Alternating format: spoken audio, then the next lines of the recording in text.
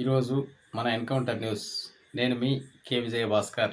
అభిమానంతో, గౌరవంతో, ప్రేమతో ఆ మహనీయుని జయంతి వేడుకలు జరుపుకుంటుంటే మరి ఆ సందర్భంలోనే ఇక్కడ అంబేద్కర్ విగ్రహానికి చుట్టూ అనేక మంది కుల ప్రజా సంఘాలు, అభ్యుదయవాదులు, మేధావులు లాంటి భౌతిక వాదులు అనేటోళ్ళు ఫ్లెక్సీలు ఏర్పాటు చేసి ఆ ఫ్లెక్సీలో ఒక కారణాన్ని చూపిస్తూ దాన్ని కూడా హిందూ మతం ముసుగుని ధరించి ఒక హిందూ మత ఘర్షణలను రేపడానికి హిందువులంటే ఎవరు, మరి గుడిని ఎందుకు వ్యతిరేకిస్తున్నారనే రకంలో ఒక దుర్బుద్ధితో ఈరోజు బీజేపీకి సంబంధించినటువంటి కాసాయి మూకలు వచ్చి ఫ్లెక్సీని చించడానికి రావడం జరిగింది.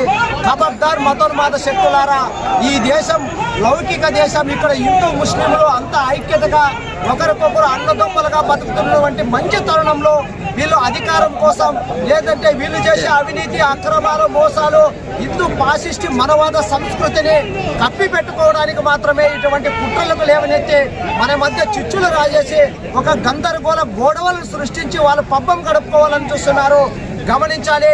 హిందూ ముస్లిం బాయి అంటూ హిందువులుగా మనము, ముస్లింలుగా వాళ్ళు, ఈ కులాలు మతాలు అనే దాన్ని అద్దులు చెరిపేసి బతుకుతున్న మన మధ్య వీళ్ళు గందరగోళం సృష్టించి విభజించు పాలించు అనే ఒక పద్ధతిని ప్రవేశపెట్టడానికే ఇట్లా కుట్రలు పన్నుతున్నారు. నిన్నటి దినం కూడా వక్ఫ్ ఆస్తుల పైన చేసినటువంటి ఒక పెద్ద పోరాటాన్ని జీర్ణించుకోలేని వాళ్ళు ఏదో కొన్ని చిన్న సాకులు చూపి దాని మీద కూడా దుమ్మెత్తి పోసే విధంగా కూడా ఈ రోజు ఈ బీజేపీ నాయకులు తయారయ్యారు. మీరుండేది ఇంతమంది, మేము ఇంతమంది ఉన్నామనేది మర్చిపోవద్దని చెప్పేసి తెలియజేసుకుంటూ ఖచ్చితంగా భారత రాజ్యాంగం వర్ధిల్లాలి, భారత రాజ్యాంగాన్ని కాపాడుకోవాల్సిన బాధ్యత మన అందరి మీద ఉందని చెప్పేసి తెలియజేసుకుంటూ కొనసాగిస్తాం బాబాసాహెబ్ అంబేద్కర్ ఆశయాలను.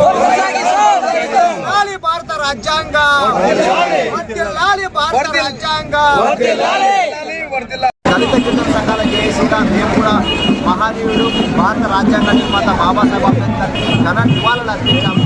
మరి భారత రాజ్యాంగం ఏం చెప్తుందంటే భారతదేశంలోని అన్ని వర్గాల కుల మతాలకు అతీతంగా స్నేహపూరిత సౌభ్రాతత్వంతో పెరగాలని చెప్పేసి బాబాసాహెబ్ అంబేద్కర్ గారు భారత రాజ్యాంగాన్ని రచించడం జరిగింది. అయితే ఈ మధ్య కాలంలో భారత రాజ్యాంగాన్ని మారుస్తామనే పద్ధతుల్లో కానీ లేకపోతే వర్గీకరణ సవరణల పేరుతో కొంత ద్రోహం చేసే విధానాన్ని కూడా కేంద్ర ప్రభుత్వం తలపెట్టబోతుంది.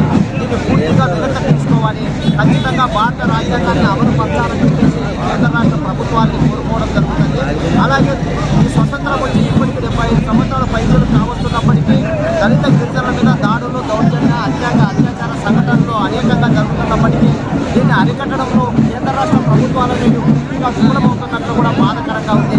మరి ఇప్పటికైనా భారత రాజ్యాంగ నిర్మాత ఆశయాలు, ఆలోచనలు తీసుకోవాలంటే ఖచ్చితంగా వారి ఆలోచన విధానాన్ని ప్రతి ఒక్క గ్రామానికి, ప్రతి ఒక్క పౌరునికి తెలిసే విధంగా భారత రాజ్యాంగాన్ని అందజేయాలని చెప్పేసి ఈ ప్రభుత్వాలను కోరుకోవడం జరుగుతుంది.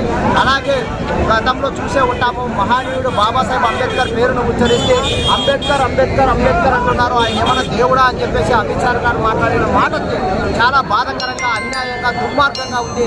ఖచ్చితంగా బాబాసాహెబ్ అంబేద్కర్ దేవుడు కన్నా ఎక్కువైనటువంటి మహనీయుడు.